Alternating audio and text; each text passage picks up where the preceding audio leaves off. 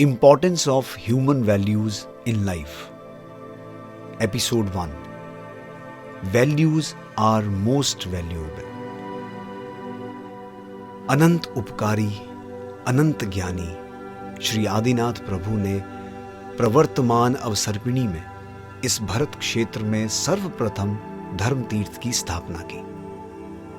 उन्होंने अपने गृहस्थ जीवन में युगलिक मानव समूह को सभ्य, संस्कारी, सदाचारी बनाने के लिए पूरा सोशल स्ट्रक्चर प्रदान किया। उसके बाद दीक्षा लेकर पहले वे स्वयं साधना से पूर्ण ज्ञानी बने। पूर्ण ज्ञानी बनने के बाद उन्होंने मानव जाति में धर्म का मार्ग प्रवर्तमान किया। तभी से धर्म अध्यात्म का मार्ग इस भरत क्षेत्र में खुला हुआ है। आज जो बुनियादी मूलभूत समाज व्यवस्था है, उसे डीपली सोचें, गहराई से समझें, तो पता चलेगा कि ऋषभ देव प्रभु से चली आ रही इस समाज व्यवस्था में हमारे आर्ष दृष्टाओं ने हर जगह वैल्यूज को बड़ा ही इंपॉर्टेंस दिया है। इस बात को यदि हम समझ नहीं सके तो अपने जीवन में हम इस समाज व्यवस्था के जो लाभ हैं उन्हें ग्रेजुअली पूरा का पूरा खो देंगे। आज जो समाज व्यवस्था है, जिसे हम कल्चर कहते हैं, उसमें अर्थव्यवस्था, राज्य व्यवस्था, शिक्षण व्यवस्था, कुटुंब व्यवस्था, विवाह व्यवस्था आदि सारी न्याय नीति की व्यवस्थाएं समाविष्ट हो जाती हैं। और इन सारी व्यवस्थाओं के मूल में वैल्यूज का स्थान बड़ा ही महत्वपूर्ण है। जैसे कोई एक ऐसा पेड़ हो जो कितने भी हवा के झोंके आए तो भी स्थिर रह सकता हो, तो उसका कारण जमीन में अच्छी तरह से फैले हुए उसके मूल हैं। उसी के बल पर वो पेड़ हवा के झोंके, आघात, प्रत्याघात आदि को बड़ी आसानी से सहन कर सकता है। किसी मकान की मुख्य कॉलम्स को यदि निकाल दें तो मकान की हालत क्या होगी? तुरंत पत्ते के महल की तरह टूट जाएगा। ठीक उसी तरह मानव जीवन से वैल्यूज को अगर निकाल दें तो मनुष्य और प्राणी सृष्टि में कोई फर्क ही नहीं रहेगा। जब से मनुष्य के रूप में हमने जन्म लिया, तब से हमें जो सामाजिक सुविधाएं, सोशल सिक्योरिटी या प्रोटेक्शन प्राप्त हुआ है, उसमें मूल कारण मनुष्य की वैल्यूज ही तो हैं। नहीं तो मनुष्य को जन्म से कोई सोशल सिक्योरिटी आदि प्राप्त नहीं होती। समाज व्यवस्था के बिना आप जिंदा भी रह पाते या नहीं, ये भी प्रश्न है। वैसे तो एनिमल किंगडम, प्लांट किंगडम या क्रीचर्स बिल्कुल अंडर डेवलप्ड या अविकसित हैं, ऐसा नहीं है। उनमें भी डेवलपमेंट है।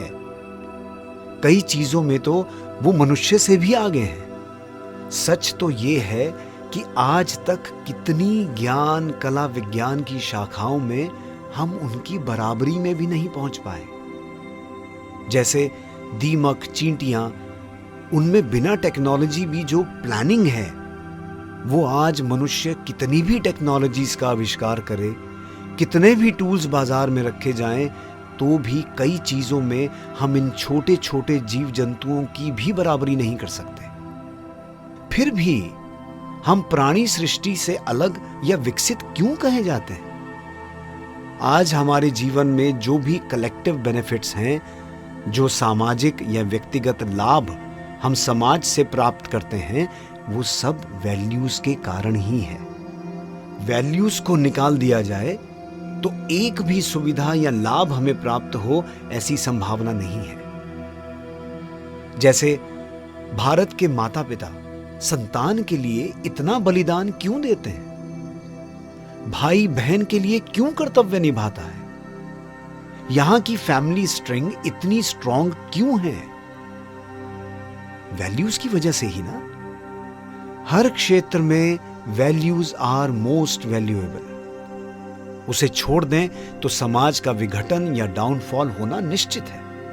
हमारे ऋषि मुनियों ने भारतीय परंपरा में वैल्यूज का जो गठबंधन इतनी दृढ़ता और मजबूती से किया है, वो किसी दूसरे देश में देखने को नहीं मिलेगा। वेस्टर्न कंट्रीज में liberty, gender equality, freedom of speech वगैरह को वैल्यूज माना जाता है, लेकिन रियल में वो वैल्यूज ही नहीं है।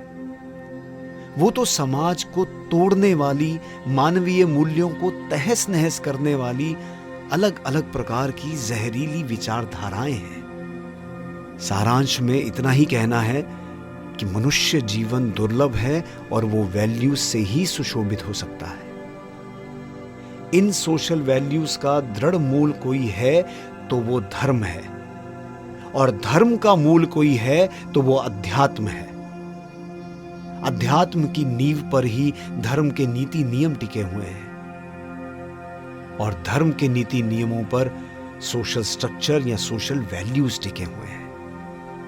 अब इन सोशल वैल्यूज में भी कौन सी वैल्यू या गुण ज्यादा महत्वपूर्ण है, इसे हम समझेंगे नेक्स्ट एपिसोड में। Importance of human values in life की इस सीरीज में विश्व के जीव मात्र के हित चिंतक पूज्य गच्छाधिपति श्रीमद विजय युगभूषण सुरीश्वर जी महाराजा के सुनहरे सहमंच के जरिए